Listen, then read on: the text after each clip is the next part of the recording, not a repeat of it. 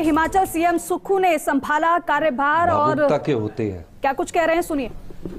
और इस दृष्टिकोण से भी लोगों ने हमें सेवा करने का मौका दिया है।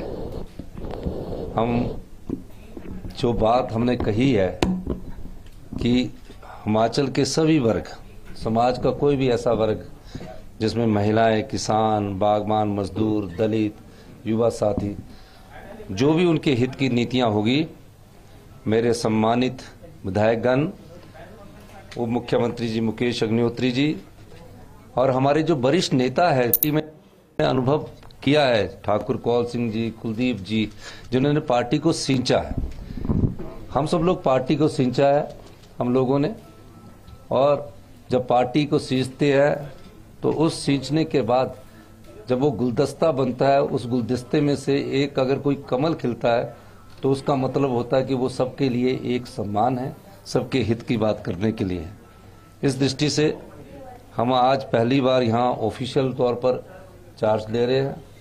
मेरा आप पत्रकार बंधुओं से, प्रदेश की जनता से भी ये अनुरोध रहेगा, हमें कुछ समय दीजिए स्थितियों को समझने का, और इस कुछ समय के बाद आपके पास कांग्रेस पार्टी के जितना भी मंत्रिमंडल होगा, वो मुख्यमंत्री जी और कांग्रेस पार्टी के ठाकुर कौल सिंह जी, कुलदीप कुमार जी, विप्लव ठाकुर जी जिन्होंने कांग्रेस पार्टी को सींचा है, मैडम स्टोक्स जी, विद्या स्टोक्स जी, इन सब लोगों को मिलकर हम आगे की रणनीति बनाएंगे और एक सही दिशा में इस प्रदेश को आगे बढ़ाएंगे। यही मेरा आप लोगों से कहना है। बहुत बहुत देखिए, अभी मंत्रिमंडल के विस्तार की चर्चा राजीव शुक्ला जी ने कहा है कि आपने करनी है। पहले हम परिस्थितियों को अंडरस्टैंड कर ले, और जल्दी ही मंत्रिमंडल का गठन तो हाईकमांड करता है, और जैसे ही हाईकमांड दिशा निर्देश देगा, मंत्रिमंडल का गठन कर दिया जाएगा। सर, एक्सपीरियंस और यंग का मिक्सचर होगा आपका जो कैबिनेट को? देखिए, उसमें सभी का मिक्सचर होगा, प्रोफेशनल्स का भी मिक्सचर होगा, सभी लोगों को हम आगे लाएंगे, और जो भी मंत्रिमंडल आने वाले समय में बनेगा उसमें युवा भी होंगे, सभी वर्गों का सब लोगों को आगे लाया जाएगा, और मंत्रिमंडल का दृष्टिकोण और जो तो सुखविंदर सिंह सुक्खू को आप सुन रहे थे। पदभार और कार्यभार उन्होंने संभाल लिया है, ग्रहण कर लिया है, और साथ ही साथ ये कहते हुए नजर आ रहे हैं कि प्रदेश का विकास हम करेंगे। मंत्रिमंडल को लेकर भी कहा है कि जल्दी हो जाएगा। आप देखिए, भारत जोड़ो यात्रा को लेकर जयराम रमेश प्रेस वार्ता लगातार वो करते हैं, प्रेस वार्ता की जा रही है, वो आपको अब सुनवा देते हैं। मेरे लिए भी ये पहला अनुभव है, और मैं चाहता हूँ कि आप इन्हीं से सुने क्या अनुभव रहा है इनका आज भारत जोड़ो यात्रा में। और मैं इनसे गुजारिश करूंगा कि संक्षिप्त में परिचय दें। ऐसा तो आप सभी को जानते हैं, पर फिर भी ऑन द रिकॉर्ड के लिए कुछ संक्षिप्त में परिचय दें और बताएं हमें और आपको कि उनका अनुभव क्या रहा, और भारत जोड़ो यात्रा से महिलाओं के लिए क्या संदेशा जा रहा है। मैं आज भी एक और जानकारी दे दूं, आज 2 बजे राहुल जी राजस्थान के 6 महिला संस्थाओं से मुलाकात कर रहे हैं। ये करीब 30-35 मिनट का होगा। उसके बाद मैं आपको जानकारी दूंगा उस मीटिंग में क्या गुजरा। पर ये अलग अलग, एक आदिवासी महिला मंच है, एक तो MKSS है जो आप जानते ही हैं, तब एक दलित महिला मंच है, एक माइनॉरिटी महिला वेलफेयर सोसाइटी है। ऐसे 6 संस्थाएं हैं जो राजस्थान में महिला कल्याण के एरिया में वो काम कर रहे हैं और महिला मुद्दों को उठा रहे हैं प्रेस में और विधानसभा में, पार्लियामेंट में, और ये जाने माने संस्थाएं हैं। तो करीब 30 महिलाएं राहुल जी से मिल रहे हैं, और ये 2 बजे से लेकर 2:35 या 2:40 तक चलेगा, और दोपहर का पद यात्रा हम 3:30 बजे शुरू करेंगे, और वहाँ भी सिर्फ महिलाएं होंगी। तो मैं ममता जी से शुरू करूंगा क्योंकि आप मंत्री भी हैं, और ममता जी के बाद अलग अलग परिचय कराएंगे और आपको बताएंगे कि उनका अनुभव क्या रहा।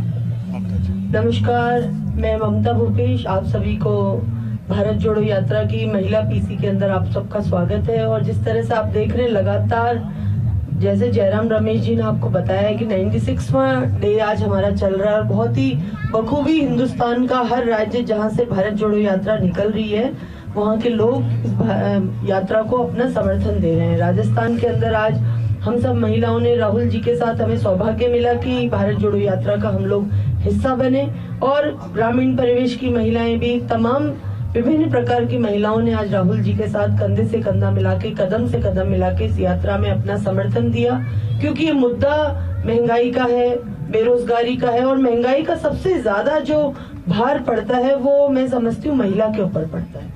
आज जिस तरह से रसोई गैस का सिलेंडर का भाव आप देखिए, बाजार के अंदर जाएंगे तो सब्जी, तेल, हर चीज का भाव आसमान छू रहा है और उसकी सबसे ज्यादा जो परेशानी है वो घर की महिला को महसूस करनी पड़ती है। तो राहुल जी आज जो महिलाओं के प्रमुख मुद्दों को लेके इस देश के अंदर यात्रा लेके चल रहे हैं और महिलाओं के समर्थन में, उनकी महंगाई के लिए, बेरोजगारी के लिए और देश में सांप्रदायिक माहौल अच्छा रहे, प्यार प्रेम से हम लोग चले, ये यात्रा हमारी आगे बढ़ रही है।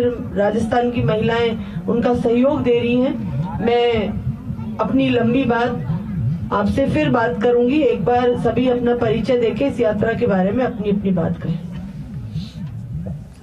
मैं रेहाना रियाज, महिला आयोग की अध्यक्ष, महिला कांग्रेस की अध्यक्ष हूँ और मैं अपनी एक्सपीरियंस भी आप लोगों के साथ में शेयर करना चाहूंगी। सबसे पहले आप सबका स्वागत करना चाहती हूँ। आप लोगों ने अपना वक्त निकाल करके हमारी बात सुनने के लिए आए।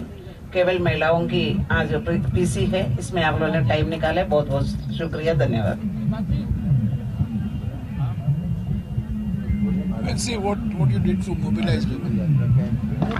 भारत छोड़ो यात्रा जो है, इसमें आज महिलाओं ने काफी अच्छी तादाद में भागीदारी निभाई है और दूर दराज गांवों से महिलाएं निकल करके आई है।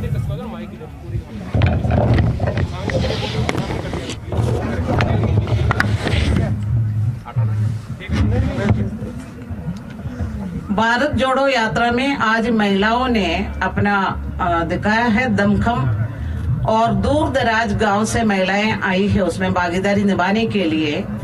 राहुल गांधी जी जिस यात्रा को भारत जोड़ने के लिए निकाल रहे हैं, उस यात्रा में महिलाओं की भागीदारी बहुत अच्छी थी और वो चाहते हैं, राहुल गांधी जिस भारत को जोड़ना चाहते हैं, नफरत को मिटा करके भारत को जोड़ना चाहते हैं। बेरोजगारी की जो मुद्दा राहुल जी उठा रहे हैं, उस पे महिलाएं बहुत ज्यादा खुश है, क्योंकि बेरोजगारी का मुद्दा भी बहुत बड़ा है देश में और 2 करोड़ रोजगार के जो थी उनकी वादा, उस पे भी वो खरे नहीं उतरे हैं एनडीए के सरकार। तो लोग चाहते हैं बेरोजगारी के मुद्दे पर बात हो और लोग चाहते हैं कि सांप्रदायिक सद्भावना की बात हो और महिलाओं की सुरक्षा की बात हो। इन तमाम मुद्दों को लेकर जो भारत जोड़ो यात्रा है उसमें महिलाएं अच्छी भागीदारी निभा रही है। उनका समर्थन हमेशा कांग्रेस पार्टी और राहुल गांधी को उनकी यात्रा को मिलेगा। रियाना जी खुद भारत जोड़ो यात्रा का मिसाल है, प्रभावशाली मिसाल है, क्योंकि वो केरला से आती है। उनकी मातृभाषा मलयालम थी एक जमाने में। उनकी शादी हुई राजस्थान में, वो राजस्थान में बस गई, अभी वो राजस्थानी बन गई हैं और राजस्थान के महिला आयोग के अध्यक्ष भी हैं और महिला कांग्रेस के अध्यक्ष भी हैं। पर ऐसा देखा जाए उनकी शुरुआत कोट्टयम, उनका जन्म कोट्टयम में हुआ था, उनका पढ़ाई लिखाई कोट्टयम में हुई थी और उसके बाद शादी राजस्थान में हुई।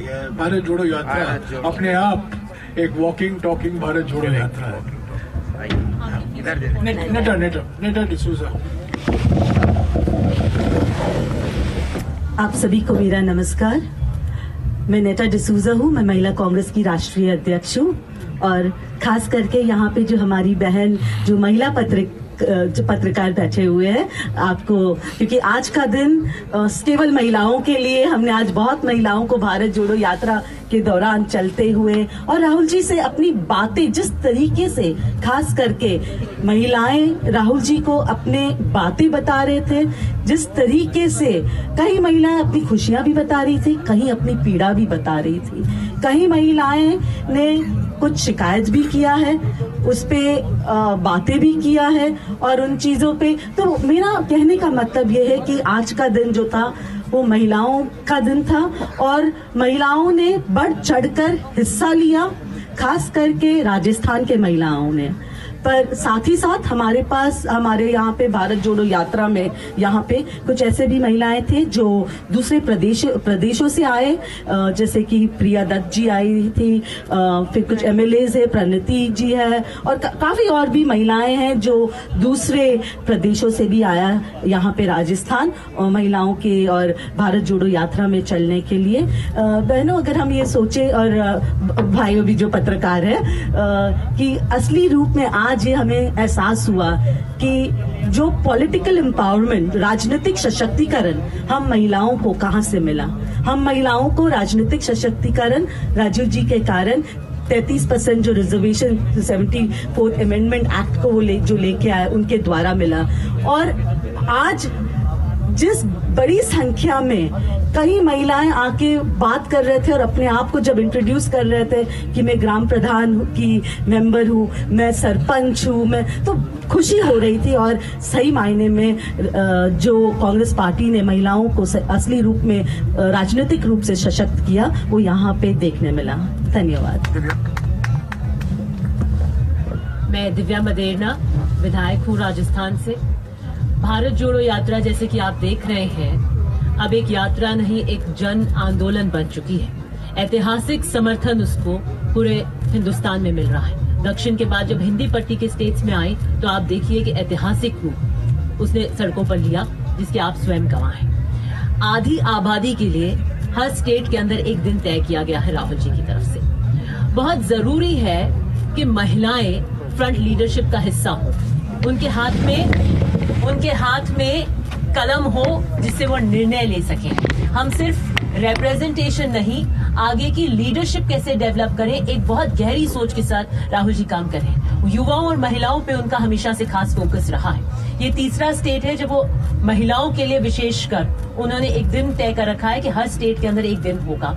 महिलाएं पार्टी की MLA MPs तो हैं जो मिल सकती हैं, आम पदाधिकारी, कांग्रेस के, पंचायत समिति के सदस्य, ब्लॉक लेवल्स के और उस पूरे एरिया के लोग उनसे मिल सके, संवाद कर सके, वो उनकी व्यथा और वेदना को सुन सके। उसके निराकरण के लिए वो तुरंत CM साहब होते हैं या जो भी उस वक्त लीडर साथ में चल रहे हैं उस वक्त उनको इंस्ट्रक्शंस देते हैं। कलेक्टर SP को बुलाया जाता है। जैसे आपने कल का एक परिदृश्य देखा होगा, एक बच्ची थी और उसको तुरंत अंदर ले गया और वो बिल्कुल मिलते ही इतने मानवीय भाव के साथ, इतनी आत्मीयता के साथ वो मिलते ही भावुक हो गई, उसकी तुरंत उसका निस्तारण किया गया। तो मैं ये मानती हूँ कि एक नई उमंग, एक नई उम्मीद इस भारत जोड़ो यात्रा में विशेष रूप से एक आधी आबादी का जो दिन दिया है, उसे ये संकेत राहुल जी पूरे भारत के अंदर दे रहे हैं, जहां पर कि हम महिलाओं को फ्रंट लीडरशिप में रखने के लिए संकल्पबद्ध हैं।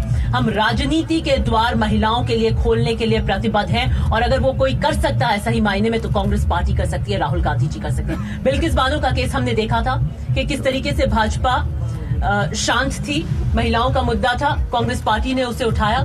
तो कोई भी प्रताड़ना का या महिलाओं को कॉर्नर करने का कोई भी मुद्दा है उस पर कांग्रेस पार्टी कभी चुप नहीं रही है। ये हमारा संकल्प बद रहे। जैसे कि अभी नेताजी बता रही थी कि महिलाओं का सशक्तिकरण के लिए राजीव जी पंचायती राज में 33% लेकर आए और मैं स्वयं उस पंचायती राज की प्रोडक्ट हूँ कि मैं 33% की जो रिजर्व महिलाओं की सीटें उससे आई थी। एंड मैं राहुल गांधी जी की सोच की प्रोडक्ट हूँ कि एक युवा महिला को टिकट देकर आज विधायक के रूप में मुझे जनता की और किसान की आवाज बनने का मौका दिया। नई फ्रंट लीडरशिप को डेवलप करने के लिए, भारत की महिलाओं को सशक्त करने के लिए, नए पायदान पर लाने के लिए भारत जोड़ो से भी हम ये संदेश दे रहे हैं।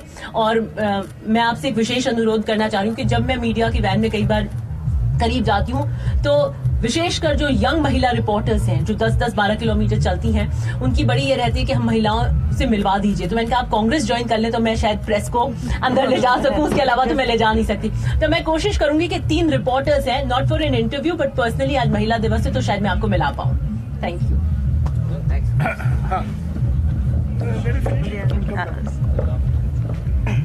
आप सभी को नमस्कार। मैं रचना समलेटी, सरपंच हूँ और यही उदाहरण है आप सबके सामने भारत जोड़ो यात्रा का और कांग्रेस पार्टी के महिला सशक्तिकरण का। एक मिसाल के तौर पर एक आदिवासी महिला जो सरपंच है उसको आप सबके सामने बोलने का, रिप्रेजेंट करने का प्रेस में ये जो अधिकार मिला है ये सिर्फ कांग्रेस पार्टी की देन है।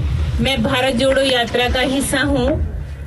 महाराष्ट्र से कंटिन्यू पैदल पद यात्रा कर रही हूँ, तो मेरे बहुत सारे अनुभव हैं। पर आज जो विशेष दिन महिलाओं का था उसके लिए मैं आपको बताना चाहूंगी कि रूरल एरियाज में, ग्रामीण इलाकों में जब महिलाओं को ये पता चला कि हमसे राहुल जी एक दिन मिलेंगे, एक दिन का समय सिर्फ महिलाओं के लिए तय किया है, तो बहुत सारी महिलाएं रात को 2 बजे राहुल जी से मिलने के लिए हमारे कैंप के बाहर तैयार थी। अब बहुत दूर दूर से, पूरे राजस्थान से महिलाओं ने बढ़ चढ़ के इस यात्रा में हिस्सा लिया है। राहुल जी से मिली, अपने समस्याएं, शिकायत और अनुभव उनसे शेयर किए हैं और बहुत सारा आशीष और आशीर्वाद उनको दिया है इस भारत जोड़ो यात्रा को सफल बनाने के लिए। उन सभी महिलाओं में एक अच्छी ऊर्जा और उमंग का संचार इस यात्रा से हुआ। मैं खुद इस यात्रा में आज जब राहुल जी से मिली तो उन्होंने ये मुझसे कहा कि आज का जो दिन है वो सिर्फ और सिर्फ महिलाओं के अनुभव सुनने का, उनको यात्रा से क्या संदेश जा रहा है, वो क्या महसूस कर रही हैं, वो सिर्फ वो सुनने का दिन है। बहुत अच्छा विशेष दिन रहा, मैं खुद भी मिली। धन्यवाद।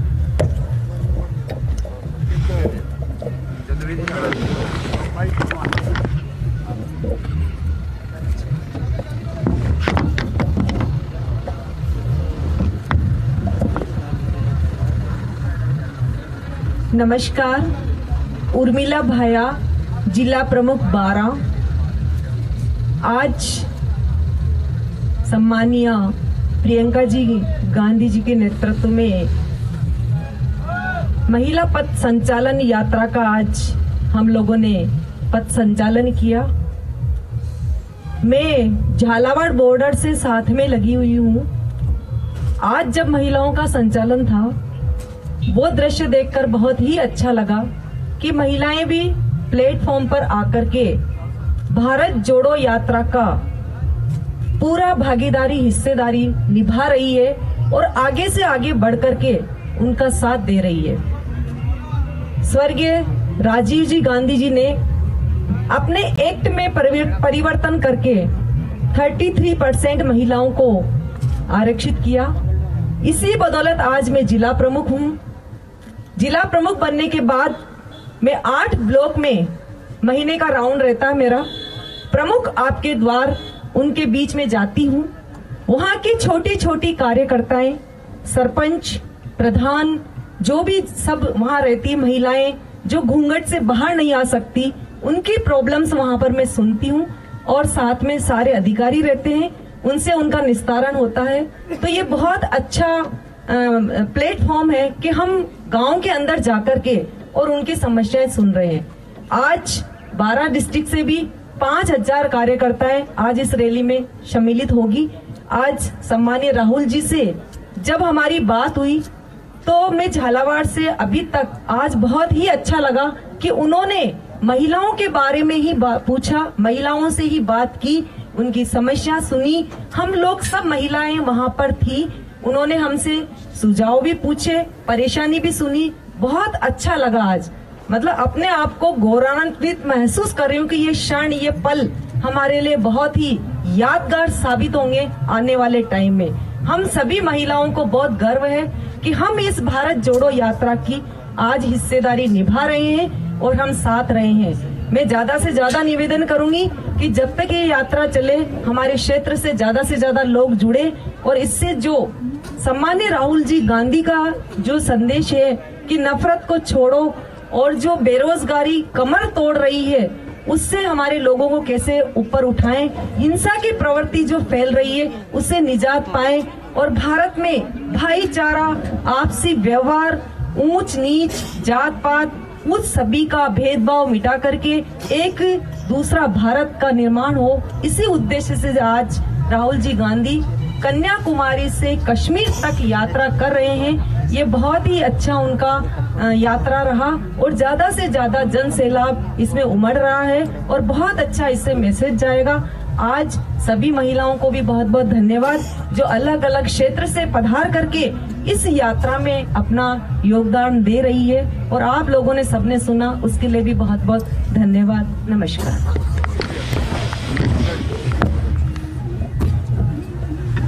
आज राजस्थान के अंदर कांग्रेस की सरकार है और मैं समझती हूँ कि कांग्रेस की सरकार जिन नीतियों के आधार पर चल रही है, जो मुद्दों के आधार पर चल रही है, महिला सशक्तिकरण को लेके हमारी सरकार के माध्यम से उड़ान स्कीम जो आप सब लोगों को मालूम है, मैं समझती हूँ सबसे स्ट्रॉन्ग स्कीम हम लोगों ने फ्री सैनिटरी नैपकिन, जो देश में अपने आप में राजस्थान रोल मॉडल बनने जा रहा है और 1,35,00,000 महिला और बच्चियों को हम लोग हर माह फ्री सैनिटरी नैपकिन देके उनके स्वास्थ्य के प्रति, उनकी सेहत के प्रति, क्योंकि महिलाओं के अंदर ज्यादा से आजकल बांझपन का शिकार हो रही है, यूट्रस कैंसर का शिकार हो रही है, तो जो इस तरह की बातें जो माहवारी स्वच्छता नहीं रखने की वजह से होती हैं, इसलिए हम लोगों ने जो ये उड़ान स्कीम चलाई है राजस्थान की महिलाओं के लिए एक बहुत बड़ा मील का पत्थर साबित होगा।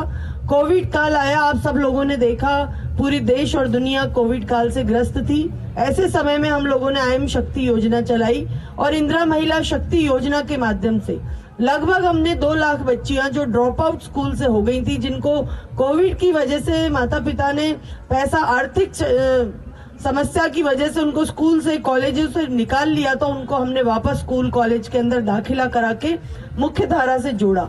हमने उद्यम प्रोत्साहन योजना चलाई और मुझे खुशी है आपको बताते हुए कि लगभग 40 लाख महिलाएं राजस्थान की उद्यम प्रोत्साहन योजना से जुड़ चुकी हैं और 40 लाख महिलाएं अपने आप को स्ट्रेंथ महसूस कर रही हैं। 1 करोड़ की सब्सिडी, 1 करोड़ तक की हम लोग लोन दे रहे हैं, उसमें हम लोग 25% सब्सिडी राजस्थान की महिलाओं को स्टार्टअप्स को दे रहे हैं, जिससे वो अपने पैरों पे खड़ा हो सके।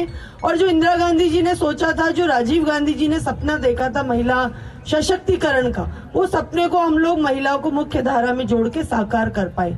आज हमारी सरकार महिलाओं के, बच्चियों के हर स्तर पे, चाहे आप इंग्लिश मीडियम स्कूल्स की बात कर लें, चाहे आप चिरंजीवी योजना की बात कर लें, आप सब लोग पत्रकार साथी रोजाना देखते हैं राजस्थान सरकार की स्कीमों के माध्यम से लाखों करोड़ों लोग लाभान्वित हो रहे हैं। हमारा मुद्दा यही है कि राजस्थान सरकार कांग्रेस की सरकार है, मुख्यमंत्री अशोक गहलोत जी के नेतृत्व में हम सब लोग चल रहे हैं और गरीब को गणेश मान के कल्याण करने के लिए हम लोग कार्य कर रहे हैं। हम अंतिम छोर तक जो हमारी पार्टी का मूल मंत्र है, जो राहुल गांधी जी चाहते हैं, जो हमारे खड़गे साहब अध्यक्ष जी चाहते हैं, हमारी प्रिय नेता सोनिया गांधी जी चाहती हैं कि हमारी महिला सशक्त हो, हम अंतिम व्यक्ति तक पहुंच के उसको विकास की योजनाओं के माध्यम से जोड़ सके।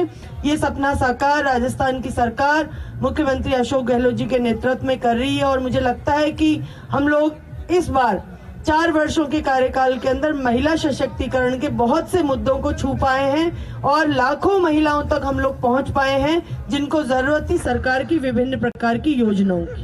Thank you. शुक्रिया।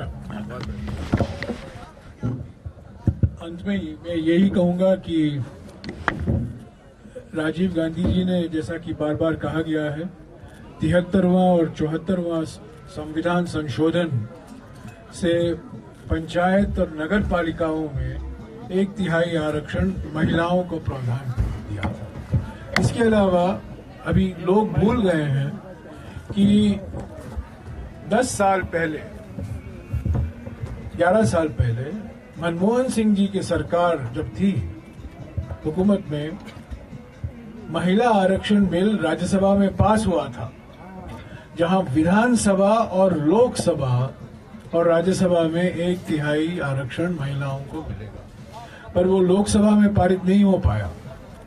अभी भी वो बिल जिंदा है क्योंकि राज्यसभा कभी भंग नहीं होता है, लोकसभा भंग हो जाता है चुनाव के बाद, पर राज्यसभा बरकरार है, चलता रहता है। तो कांग्रेस पार्टी की हमेशा मांग रही है और सोनिया जी ने खुद प्रधानमंत्री को 1-2 बार खत भी लिखा है कि ये बिल जल्द से जल्द आप लोकसभा में लाइए, कांग्रेस पार्टी का समर्थन आपको मिलेगा। पर 8 साल हो गए हैं नरेंद्र मोदी जी की सरकार, वो अभी तक वो बिल का जिक्र भी नहीं हुआ है, उसकी बात भी नहीं हो पाई है। पर हम चाहते हैं कि जैसे ही 1/3 आरक्षण महिलाओं को पंचायत और नगर पालिका संस्थाओं में मिला है वही राज्यसभा, लोकसभा, विधानसभा में मिले, और वो बिल राज्यसभा में पारित हो गया है। इसका माने है सिर्फ लोकसभा में पारित हो जाएगा तो वो कानून बन जाएगा। अगर आप कुछ सवाल पूछिए। हाँ, महिलाओं से पूछिए। एक minute please, one second Shailendra, please get us some water, she is coughing too much. हाँ बोलिए। सर, आप बात कर रहे हैं कि लोकसभा विधानसभा में पार्टी महिलाओं को आरक्षण दे, लेकिन क्या कांग्रेस पार्टी महिलाओं को आरक्षण देगी अपनी पार्टी के? ऑफ कोर्स, हमारे संशोधन में, हमारे संविधान में संशोधन हुआ है। 20% हमने प्रावधान किया है हमारे संविधान में, हमारे पार्टी के संविधान में, पार्टी रिजर्वेशन। हम एकमात्र पार्टी हैं जहां संविधान में, हमारे पार्टी के संविधान में प्रावधान किया है महिलाओं के लिए। ये बात अलग है, ये बात अलग है कि हम नहीं, वो लक्ष्य हम पूरा नहीं कर पाए हैं, मैं स्वीकारता हूं, वो कमी रही है और वो हमें जल्द से जल्द उसको ठीक करना पड़ेगा, सुधारना पड़ेगा। पर हमारे संविधान के अनुसार, पार्टी के संविधान के अनुसार महिलाओं के लिए आरक्षण है, टिकट में नहीं, पार्टी संगठन के पदों के लिए अधिकार, आरक्षण है। टिकट के लिए विचार होगा। हमारी प्लीनरी सेशन होने वाली है फरवरी 2023 में रायपुर में, और मैं समझता हूं नए अध्यक्ष खड़गे जी इस पर जरूर विचार करेंगे। जो संवैधानिक प्रावधान है उसको हम पूरा पहले करें, अगर वो हम पूरा करें तो हमारे लिए वो पहला मील पत्थर साबित होगा। बिल तो सर है, जब बिल आ जाएगा तब तो आप दोगे ही दोगे 33% टिकट, तो क्यों न आपकी पार्टी अगर शुरुआत की एक प्रेरणा है तो एक कौन सा बिल? नहीं, सीटों में। हाँ, वो बिल तो मैंने कहा ना, राज्यसभा में सीट पास हो गया है, वो बिल पास हो गया है। लोकसभा में वो लोकसभा भंग हो गया और लोकसभा में उसका विरोध भी हुआ था। कुछ क्षेत्रीय पार्टी, यूपी के पार्टी थे, बिहार के पार्टी थे, उनका विरोध किया। हम चाहते हैं कि कांग्रेस पार्टी ने बार बार कहा है पिछले 10 सालों में कि आप बिल लाइए, कांग्रेस का समर्थन है, और मनमोहन सिंह जी जो प्रधानमंत्री थे उन्होंने इसका पूरा समर्थन किया राज्यसभा में। सर, राजस्थान में आपकी सरकार है, 8% महिलाएं केवल थानों में, कलेक्ट्रेट्स के अंदर या एसपीज के अंदर लगी हुई है। राजस्थान के अंदर आप महिला शक्तिकरण की बात करें, लेकिन फील्ड पे सिर्फ 8% जो रेशियो जो है इम्पोर्टेंट पोजीशंस पे है। सर देखिए, राजस्थान के अंदर नौकरियों में महिलाओं को 30% आरक्षण है, तो जब 30% महिलाएं नौकरी कर रही हैं, नौकरी के अंदर हैं, तो फिर आप कैसे कह सकते हैं? देखिए, हर पोस्ट अपने आप में इम्पोर्टेंट है, हर पोस्ट अपने आप में, चाहे वो पियोन से लेके कलेक्टर तक, जो कोई सरकारी कर्मचारी, उनका अपना अस्तित्व है, उनका अपना वजूद है, वो जहाँ भी कार्य कर रहे हैं, मैं समझती हूँ वो योग्य कार्य कर रहे हैं और राजस्थान की जनता के हित में कार्य कर रहे हैं। देखिए, एक minute, let me answer your question, let me answer your question. आपने सवाल पूछा है, जवाब मुझे देने दीजिए। जहाँ आरक्षण है, अगर वो लक्ष्य हमने नहीं पाया है तब आप आलोचना कर सकते हैं। जहाँ आरक्षण नहीं है, आप सवाल पूछ रहे हैं वहाँ महिलाएं क्यों नहीं है? Because you're talking about empowerment, sir. वो ग्रेजुअली आएगा।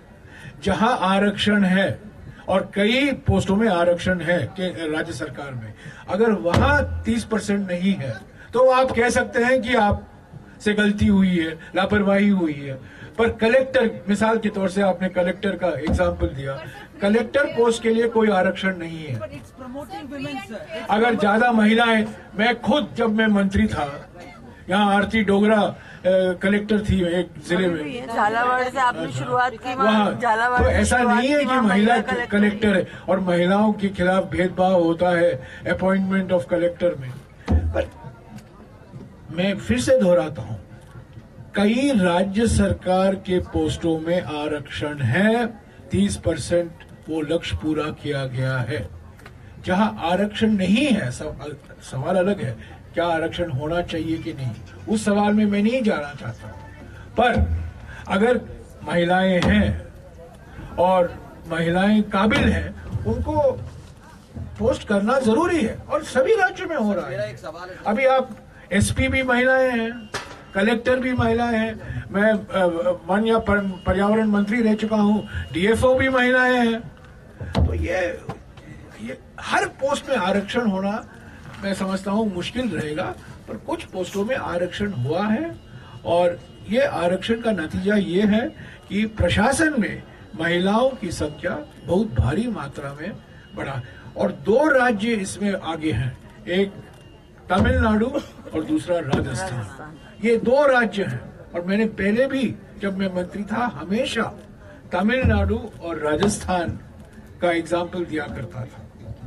मेरा सवाल है मैडम, राजस्थान के 4 जिले, एक मिनट, एक टॉप सवाई माधोपुर भीलवाड़ा, इसमें एक जाति पाई जाती है मोगिया, आदिवासी जाति, जो महिलाओं की तो छोड़ो पुरुष भी निरक्षर हैं, आज तक भी निरक्षर हैं, और ये चारों जिले आटा साटा जैसी कई कुप्रथाओं से घिरे हुए हैं। इनको किस तरह से आप प्रयास करेंगे? देखिए, हमारे विभाग के माध्यम से चाहे वो बाल विवाह हो, चाहे इस तरह की कुप्रथाएं हो, हम लोग चाहते हैं कि राजस्थान सशक्त बने। एक रूढ़िवादी प्रदेश किसी जमाने में राजस्थान को कहा जाता था, बहुत साल पहले, लेकिन आज हमारी महिलाओं की, बच्चियों की पढ़ने की स्थिति, आज इंग्लिश मीडियम स्कूल्स खुल रही हैं। आपको खुद को पता है कितना कंपटीशन हो रहा है ग्रामीण परिवेश के अंदर उन स्कूल्स के अंदर बच्चों को एडमिशन करने के लिए। आज हमने 126 गर्ल्स कॉलेजेस खोली हैं, जो मैं समझती हूँ इतिहास के अंदर राजस्थान के अंदर कभी इतनी गर्ल्स कॉलेज नहीं खुली होंगी। वो इसलिए कि सुदूर इलाके के अंदर, ग्रामीण इलाके में सवाल ये था, इन 4 जिलों में कुप्रथाओं से घिरा हुआ है, आप उपलब्धियां गिनाई, ये कहा था कि जो मैंने एक जाति विशेष का उल्लेख भी किया था, तो महिलाओं को तो छोड़ो पुरुष भी निरक्षर हैं, जो साक्षर। देखिए, राजस्थान में मैं समझती हूँ आप ऐसे कह रहे हैं कि निरक्षर है 4 जिलों में, ये मुझे बड़ी हास्यास्पद बात लग रही कि 4 जिलों के पुरुष भी निरक्षर हैं, महिलाएं तो छोड़िए। मुझे तो लगता है आपके मीडिया के साथी भी आपकी इस बात से ना इत्तेफाक ही रखेंगे। बात कर रहे हैं, डाटा कम्युनिटी जो है वो जाति विशेष का भी मैंने उल्लेख किया है, वो 4 जिलों में ही पाई जाती है, ये भी मैंने आपको बताया। राजस्थान के 4 जिलों में ये जाति पाई जाती है। देखिए, आपने ये समस्या हमारे सामने बताई और पिछले कुछ दिनों से हम लोगों ने भी ये बात सुनी थी। हमारा प्रशासन पूरी तरह से सजग होके मौके पे पहुंच के उन गांवों के अंदर उस पर्टिकुलर कास्ट की जो आप बात कर रहे हैं वहां तक पहुंच के हम लोग प्रयास कर रहे हैं कि इस तरह की अगर कोई बात है तो वो रुके।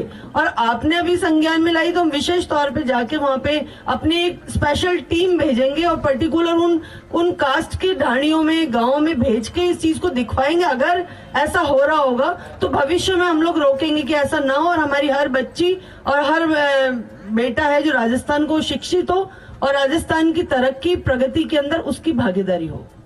आप कह रहे हैं अधिवेशन में चर्चा की जाएगी, लेकिन यूपी से शुरुआत की है 50% की देने की। 40 आज प्रियंका गांधी ने पैरवी की है, क्या राजस्थान में भी शुरुआत? लड़की पहली बार स्वतंत्र भारत के किसी चुनाव में हमने, कांग्रेस पार्टी ने और प्रियंका जी की प्रयासों से 40%, अरे यार सुनो ना, सवाल मुझसे पूछे, उनसे नहीं, 40% टिकट महिलाओं को दिए गए। ये बात अलग है कि हमें सिर्फ 2 सीटें मिले 400 सीटों में से, पर हमारे उम्मीदवार 40% उम्मीदवार महिलाएं थी। पहली बार हुआ है, किसी पार्टी ने नहीं किया है। यूपी के विधानसभा चुनाव में 40% उम्मीदवार महिलाएं थी। और हो सकता है कि अलग राज्यों में हम इसको दोहराएंगे। हालांकि अभी आलोचना हो रही है, आपने 40% टिकट दिया, सिर्फ 2 लोग जीत कर आए हैं। अच्छा, जो 2 जीते हैं उनमें से 1 महिला है, 50% महिला है हमारा रिप्रेजेंटेशन अभी विधानसभा में, 2 में से 1 महिला है। पर 40% यानी कि 200 महिला उम्मीदवार हमने खड़ा किया था यूपी विधानसभा में। इस पर 2 विचार हैं, मैं आपको घुमा फिरा कर जवाब नहीं दूंगा। इस पे 2 विचार हैं और प्रियंका जी अडिग थी और उन्होंने कहा नहीं ये होना चाहिए और हुआ। नतीजा इतना सकारात्मक नहीं निकला। उसके बाद कुछ आलोचना हुई। क्या हम अगले चुनाव में 40% या मान लीजिए 30% महिलाओं को टिकट देंगे। हमारी इच्छा तो है, इरादा तो है। बाद में स्क्रीनिंग कमेटी, इलेक्शन कमेटी, इस पर बहस होगी और अलग अलग लोग अलग अलग विचार रखेंगे, पर ये कानून नहीं है, हमारे संविधान में कोई नहीं। ये एक एक्सपेरिमेंट था, इतना सफल एक्सपेरिमेंट नहीं था जितना कि हम उम्मीद करते थे, क्योंकि नतीजा हमारे लिए सकारात्मक नहीं था। अजी महिलाएं दोनों आप दोनों सवाल भारत जोड़ो की बात यहाँ पर कर रहे हैं और उससे जुड़े हुए मेरे दो छोटे छोटे सवाल है, एक ही लाइन में आपसे पूछूंगी। उदयपुर चिंतन शिविर हुआ था, एक स्वर में आप सब लोगों ने वहाँ पर एक जाजम पर बैठकर चिंतन किया था और उससे ये संदेश निकला था कि कुछ ऐसा किया जाए जो कि सड़क पर क्रांति ले आए। और लोग अब इसकी तुलना कर रहे हैं गांधी जी की दांडी यात्रा के साथ, तो ये मानकर चले कि आगे भी इस तरह की रेवोल्यूशनरी जो प्रोजेक्ट है कांग्रेस की ओर से। कोई गांधी जी की यात्रा से तुलना नहीं कर रहा है, ये गलत है, ये गलत है। हम गांधी जी की दांडी मार्च, ये दांडी यात्रा या किसी भी यात्रा से तुलना नहीं कर सकते। ये मानकर चले आप लोग करते होंगे, हमने कभी नहीं किया है, राहुल जी ने कभी नहीं किया है, मैंने कभी नहीं किया है। हम छोटे व्यक्ति हैं, गांधी जी की तुलना हमारे बस का नहीं है। इसके अलावा जो फायदा आपको लगता है कि अगर इससे जनता में जुड़ाव बढ़ा है तो आगे भी इस तरह से? हमने फायदे के लिए ये यात्रा नहीं निकाला है। मैंने कहा है पहले, ये यात्रा 10 साल पहले निकलना चाहिए था। थोड़ी देरी हुई है, पर ये हमारे लिए भी एक एजुकेशनल एक्सपीरियंस है, हमारे लिए भी। देश के रंगों को समझे। और पहली बार कांग्रेस पार्टी सड़क पर उतरी है इतनी भारी मात्रा में, संगठन उतरा, राज्य के स्तर पर, जिले के स्तर पर, ब्लॉक के स्तर पर संगठन। और कई लोगों ने मुझसे कहा है पहली बार हम आपके पदाधिकारी को देख रहे हैं, ये भी हकीकत है। और इतनी भारी मात्रा में एमपी, एमएलए, चुने हुए प्रतिनिधि पंचायतों में, नगर पालिकाओं में, पदाधिकारी, पीसीसी, डीसीसी, बीसीसी, सब लोग एकजुट होकर भारत जोड़ो यात्रा में शामिल हुए हैं। बहुत, मैं समझता हूँ इसका संगठन के लिए उपयोगी होगा। स्थानीय लोग हैं, उनका ये मानना है, वो स्ट्रीट से विजुलाइज करें कि हमने हमारे समय में देखा था, जो क्रांतिकारी थे, आज मेरी बात हुई थी बहुत बुजुर्ग से, उन्होंने कहा था कि ऐसी यात्रा तो उन्होंने की थी, उसके बाद में आज वो कर रहे हैं। और ये फायदा अब मैं अपने बच्चों को बताऊंगा कि गांधी परिवार का क्या इतिहास रहा है, कितना उन्होंने योगदान दिया है देश के लिए। नहीं, ये एक परिवार का यात्रा नहीं है, ये कांग्रेस पार्टी का यात्रा है, एक व्यक्ति की यात्रा नहीं है। राहुल गांधी जी ने बार बार कहा है मैं एक भारत यात्री हूँ। और जब हम कन्याकुमारी से हमने शुरू की थी, 120 भारत यात्री थे, उनमें से 1/3 महिलाएं थी, 1/3। और आज 135 भारत यात्री हैं। ये बात वास्तविक है कि सारा देश का ध्यान, मीडिया का ध्यान, सोशल मीडिया का ध्यान राहुल जी पर है, वास्तविक है। पर सेवा दल के कार्यकर्ता को देखिए, कन्याकुमारी से चल रहे हैं। आज 2 व्यक्ति पिछले 6 दिन से चल रहे हैं हमारे साथ। एक 88 साल का उम्र, यूपी से है, और आज मैं सोचा 88 से ऊपर कोई नहीं हो सकता यात्री। एक और यात्री मिला आज, 98 साल का, 98 इयर्स ओल्ड, और उसके हमने वीडियो बनाई है, मैं आपको दूर दिखाऊंगा। और वो मुझे बता रहा था, उनको याद कर रहे थे, पंडित जी से मिले थे वो, और वो सब गिना रहे थे कि मैंने इस यात्रा में शामिल हुआ। यूपी के हैं, यूपी में छोटे छोटे यात्राएं हुआ करती थी 1940 और 1950 के दशक में। हाँ, ऐसे भी लोग हैं, पर इस यात्रा से हमारे संगठन में एक नई जोश आई है। इसका फायदा क्या होगा मैं नहीं कह सकता हूं। क्या इसमें चुनाव में हमें फायदा होगा मैं नहीं कह सकता हूं। ये संगठन पर निर्भर होगा, इसको फॉलो अप कैसे करेंगे, इसका फायदा हम कैसे लेंगे। अगर भारत जोड़ो यात्रा के बाद एकजुटता और एकता हमें देखने को नहीं मिलेगा तो संगठन कमजोर हो जाएगा। तो ये सब जो संगठन संभालते हैं उनको सोचना। भारत जोड़ो यात्रा हमने इसीलिए निकाला था, जैसा कि आपने कहा, उदयपुर में इस पर काफी कुछ चर्चा हुई, और हमने सोचा जो हमारे सामने, संगठन के सामने और देश के सामने जो चुनौतियां हैं, ये सिर्फ पार्लियामेंट के अंदर और एक दो रैली करने से या प्रस्ताव पारित करने से हम संतुष्ट नहीं रह सकते, पर्याप्त नहीं होगा। हमें कुछ क्रांतिकारी कदम उठाने चाहिए, आउट ऑफ द बॉक्स कदम उठाने चाहिए। इसलिए उस संदर्भ में भारत जोड़ो यात्रा की कल्पना की गई और उस पर हमने कुछ काफी काम भी किया। और हमने उदयपुर में कहा था 2 अक्टूबर से शुरू करेंगे भारत जोड़ो यात्रा, पर राहुल जी ने कहा हम 2 अक्टूबर से तक क्यों इंतजार करें, 7 सितंबर को ही शुरू करें। तो हमने 7 सितंबर को शुरू किया। सर, महिलाओं को लेकर बात की जा रही है आज, तो ऐसे में मैं जानना चाहूंगी कि क्या कांग्रेस आने वाले विधानसभा चुनावों में राजस्थान की ओर से क्या महिला मुख्यमंत्री जनता को देगी? इक्वालिटी की बात उम्मीद तो है, उम्मीद तो है। हमारी प्राथमिकता कांग्रेस पार्टी को जिताना है। हमारे चुनाव हमारे देश में, हमारे राजनीतिक प्रणाली में, माफ कीजिएगा मैं एक शब्द का इस्तेमाल करूंगा, ये ब्यूटी कॉन्टेस्ट नहीं है व्यक्तियों के बीच में। हमारे चुनाव पार्टियों के बीच में होते हैं, व्यक्तियों के बीच में नहीं होते हैं। पार्टियों के विचारधारा के आधार पर होते हैं, पार्टी के सिंबल पर लड़े जाते हैं, पार्टी के मैनिफेस्टो के आधार पर लड़े जाते हैं। कौन मुख्यमंत्री बनेगा या बनेगी वो चुनाव के बाद ही हमें पता चलेगा। कांग्रेस पार्टी हमेशा 1-2 बार वो नहीं हुआ है, पर 99% जो चुनाव हुए हैं कांग्रेस पार्टी ने चुनाव के पहले किसी मुख्यमंत्री के नाम पर कोई घोषणा नहीं की है, क्योंकि हमारा ये मानना है कि ये पार्टियों के बीच में मुकाबला है। कांग्रेस पार्टी चाहती है कि कांग्रेस पार्टी को जनादेश मिले, किसी एक व्यक्ति को जनादेश नहीं।